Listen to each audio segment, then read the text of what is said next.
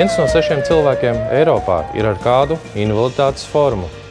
Daļa no tiem informāciju nespēja saņemt tradicionālā veidā, redzot vai dzirdot. Kā sadzirdēt viņu palīgā saucienus, kā informēt?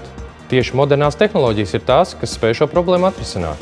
Valsts ugunsdzēsības un glābšanas dienests Latvijas prezidentūras laikā civilās aizsardzības jomā aktualizēja jautājumu par cilvēku ar invaliditāti vajadzībām un moderno tehnoloģiju izmantošanu operatīvo dienestu darbībā. Dienests panāca Eiropas līmeņa vienošanos par darbībām, kas būtu jāizteno visās Eiropas Savienības valstīs. Piemēram, Eiropas Savienības valstīm ir jānodrošina, lai personas ar saziņas un dzirdes traucējumiem spētu sazināties ar operatīviem dienestiem, saņemt agrīnās brīdināšanas informāciju, izmantojot mobilās ierīces, kā arī saņemt informāciju saprotamā un uztveramā veidā ar subtitriem un zīmju valodu. Moderno tehnoloģiju risinājumi operatīviem dienestiem dod iespēju daudz ātrāk un efektīvāk nodot informāciju iedzīvotājiem, tajā skaitā personām ar invaliditāti, par negadījumu, apdraudējumu vai katastrofu.